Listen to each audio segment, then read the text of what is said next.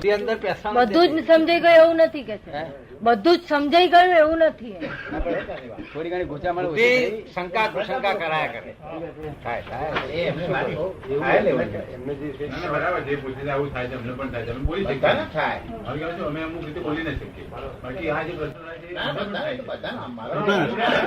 પ્રશ્ન કોમન પ્રશ્ન જંગલમાં જંગલ બધું વિકરાળ છે, વાઘ સિંહ બધું ભરેલું છે. ત્યાં આગળ આપડે બધા કોઈ માણસે વાત કરી અમારે આ જંગલ ની પાર જવું છે, જંગલ કેટલા માઇલ છે? 8 માઇલ છે, 10 માઇલ છે. તો આપડે કઈ અમારે જવું છે તો જવું હોય તો અહીંયા વાઘમારખોન લઈ જાવ કે આ ગામમાં જોડે વાઘમાર કરે છે. શું કહ્યું? આપડે કઈ શું એને આલવું પડશે? 10 રૂપિયા 10 રૂપિયા આલજો કે છે. તો આપડે આટલા બધા 10 રૂપિયા આલો શું વાંધો છે?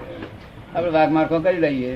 વાઘમારખો કહીએ ભાઈ આવું વાંધો નહીં ને તારે કોઈ તમારું નામ દેનાર નથી, હું છું તમારી. તે વાઘમારખો હોય તો આગળ કેટલાય માણસો આમ લહેર થી વિડીયો પીતા પીતા ચાલે. અને તમારા જેવા વિચારશીલ માણસ વિચાર ઉડાવી છે ને કે વખત એ તો એ ગમે એમ કે પણ આવશે તો શું કરીશું તેમ તમે છૂટ કરી ને એવું વિચારવાની, એવું વિચારવાની છૂટ કરી કે નહીં તમને? વાઘમારખો તમને વળે પછી એક ટોળાની અંદર કેટલા વિચાર એ જોવું જોઈએ.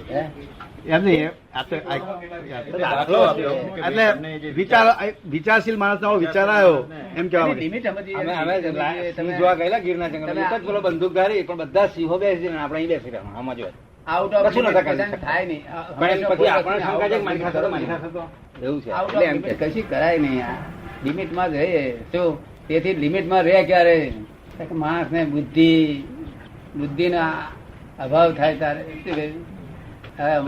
હું જે વાત તમારી જોડે કરું છું એ બુદ્ધિ નો અભાવ વાળું માણસ, અને તમે બુદ્ધિશાળી છો તેનો મેળ સ્થિર પડે.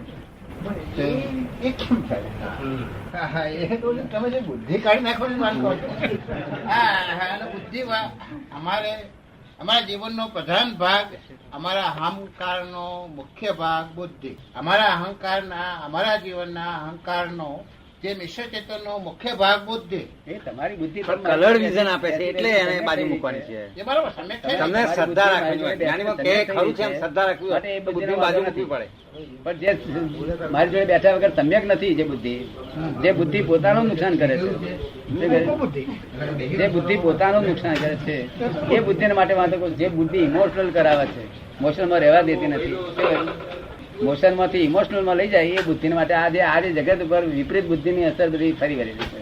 વિપરીત બુદ્ધિ આ જ્ઞાની પુરુષ ની પાસે કાયમ જો પડી રહેતા હોય એટલે અમુક રોજ સંસર્ગમાં આયા જ કરતા હોય તો એની બુદ્ધિ સમ્યક થયા કરે દાડે. અને સમ્યક બુદ્ધિ કઈ નડતી નથી. વિતરાગો ના 4 આરા પૂર્ણ થયા સુધી બુદ્ધિ બધી સમ્યક હતી. કેવી હતી? સમ્યક હતી. અને જગતના લોકો કેવા હતા? સિન્સિયર હતા. કેવા હતા? ચોરે સિન્સિયર હતો, લુચ્ચો સિન્સિયર હતો, અને ઉઠાઈ જનારો સિન્સિયર હતો, અને ધર્માત્મા સિન્સિયર હતા. બધા સિન્સિયર હતા તે દાડે. અત્યારે સિન્સિયર નથી કોઈ. સમજ પડે ને? એટલે તે દાડે જો છોકરી ઉઠાઈ જનારો હોય તો આપણને કહી દે મળે તમારી છોકરી ઉઠાઈ જાય ત્યારે છોડી છે. અરે માં કહ્યું એટલે કર્યા વગર રહે જ નહીં. કારણ કે એ લોકો જે મનમાં જે વિચાર આવતો હતો તેવું જ વાણી બોલતા હતા, તેવું કાર્ય કરી બતાવતા હતા. અરે આજના જે મનમાં વિચાર આવે છે એનાથી તદ્દન જુદું જ બોલે છે ને તેને જુદું જ કરે છે. માટે ક્રમિક માર્ગ નાશ થઈ ગયો. અત્યારે ક્રમિક માર્ગ ક્યાં સુધી રહી શકે કે જેવું બોલે, જેવું મનમાં હોય એવું જ જો વાણીથી બોલે અને એવું વર્તે ત્યાં સુધી ક્રમિક માર્ગ ભગવાન નો ચાલ્યા કરે. એમાં કોઈ જાતનો વાંધો ના આવે. પણ જ્યાં આગળ મહી જુદું પડી ગયું કે ક્રમિક માર્ગ નાશ થઈ જાય તો એ સમજાય આપને? ત્યાંથી ક્રમિક માર્ગ નાશ થઈ જાય છે, મહી જુદું પડી જાય. વાણીને વર્તનમાં ફેર થવા માટે, વાણીને વર્તનમાં ફેર થવા માટે એકાત્મ યોગ જોઈએ. કેવું? જો ક્રમિક માર્ગ છે તો એકાત્મ યોગ છે તો ક્રમિક માર્ગ એકાત્મ યોગ તૂટ્યો એટલે ક્રમિક માર્ગ ચાલે નહીં કોઈ દાડે. એનું બેઝમેન્ટ ફ્રેક્ચર થઈ ગયું. અચ્છા, પાછી બુદ્ધિની વાત કે તમે કહો છો કે સમ્યક બુદ્ધિ થાય તો નુકસાન નથી. અમારે તો બુદ્ધિથી અમે તો બુદ્ધિથી ફાયદો મેળવવાની પૂર્ણપણે પ્રકાશે નહીં ત્યાં લગીને તો અમારી બુદ્ધિ જ અમારી લાકડી છે ને. બુદ્ધિ અમારું જ્ઞાન અને પ્રજ્ઞામાં અમે જો પૂરેપૂરા ના રહીએ તમારે વ્યવહારમાં તો બુદ્ધિથી જ કામ કરીએ જ છે. વ્યવહાર બુદ્ધિ કે તમે કામ કરો છો એટલું જ કહેવા જેવું છે. બાકી બુદ્ધિ એનો વ્યવહાર કરી જ લે છે. શું કહ્યું? મારો નથી હું કઉ છું, મારો બુદ્ધિનો અભાવ કઉ છું ને, તો એ વ્યવહારમાં બુદ્ધિ એનું કામ કરે જ જાય છે. શું તને સમજે ને કે આ શાક ચડેલું છે, આ નથી ચડેલું, એ કામ કરે જ જાય છે. શું?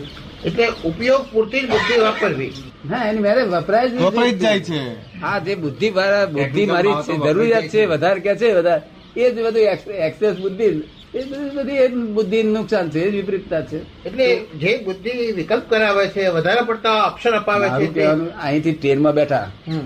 ટ્રેનમાં બેઠા પછી ક્યારે પહોંચશે પોતાનો હગો કોઈ મોઢો હોય, હગો ભાઈ દવાખાના હોય ને, હમણાં આવો જલ્દી, આવો તો આગળ બેઠા પછી મનમાં વિચાર કરે ક્યારે પછી અમને તમારે દેવ હોય ને, એટલે ચા બા પીઓ, ત્યાર પછી પાછો આબરૂ રાખવા માટે હા લાવો પછી પાછો ઊંઘી જાય, પાછો પેલા કોઈ જ ગયેલો હોય, સમજ પડી ને? તો મારે ગાડી બેઠું, ગાડી આવે ગાડી કૂદીને લઈ જાય ને, કઈ જતા ચક્કરો છો ને? શું કહ્યું? ત્યાં જમ્પીર બેહાય કે ના બેહાય? તે ગાડીમાં આગા પાછા થવું એકદમ દોડ. પણ દાદા, આપણે સવારે જે વાત થઈ કે બુદ્ધિ નવું કશું દેખાડતી જ નથી, હા, બુદ્ધિ નવું કશું દેખાડતી જ નથી, અહંકારને સહી જ કરી આપે છે. બીજું શું કરે? એટલે અહંકાર કુદાકુદ કરે છે કે બુદ્ધિ કુદાકુદ કરે છે? એવું છે, અહંકાર બુદ્ધિ સહી લઈ લે છે. અહંકારની હા અહંકારી સહી લે છે કે તરત બધું કાર્ય થઈ જાય છે. હા સમજ પડી? અરે, જે કાર્ય ના થવાનું હોય તો અહંકાર જુદો પડી જાય. હા, શું થાય? જુદો પડી જાય. કાર્ય જે ના થવાનું હોય તે બુદ્ધિ જુદો પડી જાય. અહંકાર વાંધો ઉઠા કે નહીં, એ નહીં ચાલે. હવે આ જરા વધારે સમજાવો કે બુદ્ધિ અને અહંકાર ને છૂટા પાડવો એ જ પુરુષાર્થ છે. તમે કહ્યું વ્યવહારમાં. એ વ્યવહારમાં પુરુષાર્થ છે. હા, વ્યવહારમાં બુદ્ધિ ને અહંકાર એકાકાર થઈ જાય, એમાં તો કશું પુરુષાર્થ થયો જ નહીં. શું? બુદ્ધિ ને અહંકાર બે જુદા રહેવા જોઈએ વ્યવહારમાં. આપણે જરૂર નથી, આપણે તો જરૂર નથી આ બધી. તો હવે ગાડીમાં જઈને આપણે શું કરવું જોઈએ કહો? આપડે ભાઈ બહુ સખત મોદો છે ને બધું એ છે ને જલ્દી આવો કે છે, અને આપણે ટ્રેનમાં જઈને પછી આવડે તો શું કરવું જોઈએ? આપણે કઈ ગોઠવણી આપડી હોવી જોઈએ કે પદ્ધતિ. બુદ્ધિમાન માણસો તો એવું કરતા નથી. તમે કહો છો એવું બુદ્ધિમાન માણસો કઈ ગાડીમાં ઊંચા નીચે થતા નથી. હા, એટલે તમને ના લાગે? બધા આખા ભાઈ શું થાય છે એ બધું મને ખબર દેખાય બધું. ના, પણ અમે એ બુદ્ધિવાદ જ તમારી કહેતા. વાત નહીં, બધે શું થાય એ બધું મને દેખાય. અને પાછું તમે ચાલો ને, હા આપણું રાખે પાછો જાગ્રત છે એવી રીતે. એના કરતા ડફોળ હારા એ ચા પી આવ્યો, સિગરેટ પી આવ્યો, હા ચાલે, ગાડી આપડી પહોંચે છે.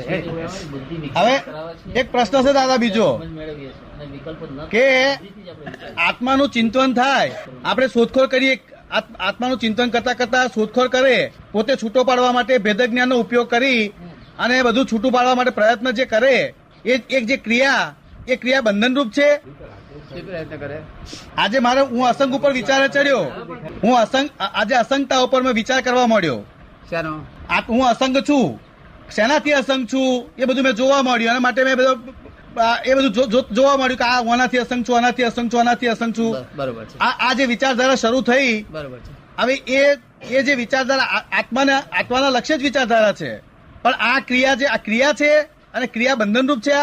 એને બંધન લેવા દેવા નહીં ને. આ વિચાર ક્રિયા નહીં, દર્શન ક્રિયા. દર્શન ક્રિયા, દર્શન ક્રિયા, જ્ઞાન ક્રિયા, વિચાર ક્રિયા શુદ્ધાત્મા વિચાર ક્રિયાની બહાર છે. આત્મિક વિચાર ક્રિયા પૂતગલમાં છે. હા, શુદ્ધાત્મા નિર્વિચાર છે, નિર્વિચાર છે. વિચાર ક્રિયામાં દર્શન ક્રિયા છે. વિચાર ક્રિયામાં દર્શન ક્રિયા છે, દર્શન ક્રિયા અને જ્ઞાન ક્રિયા, દર્શન ક્રિયા અને જ્ઞાન ક્રિયા. અને વિચાર ક્રિયા જુદી વસ્તુ છે. વિચાર ક્રિયા જુદી. વિચાર ક્રિયા તો સંસાર જ બંધાવે. એ આપણે બંધાયેલો ના બંધાયેલો નહીં જોઈએ, એ તો કોઈ સંજોગોમાં તેમ નથી હોતું, પણ હા. એ રીતે ચારિત્ર મોહ પણ હોય. એવું આપણે બાજુમાં ઉતરવા જરૂર નહીં. ના, વિચાર ક્રિયા અમારા ફંક્શન માટે તો બધા કાર્ય કરવા માટે તો વિચાર ક્રિયા જરૂર છે ને. ભૌગોલિક એ તો બધું હોય ને સંસારની. એ તમારું ચારિત્ર મોહનો ડિસ્ચાર્જ થઈ એ રહ્યો તો છે. વ્યવહારની વાત, એ અસંગની વાત કે છે. હું અસંગની વાત કરું છું. એ અસંગની વાત કે છે. તમારે મેં તમને કશું વિચારવાનું હું આપ્યું નથી, ફક્ત આજ્ઞા અમરાનો સંસારનો તમારો વ્યવહાર કાયદો નિકાલ કરો એટલું જ મેં કહ્યું. સરળ અને સીધી વાત છે.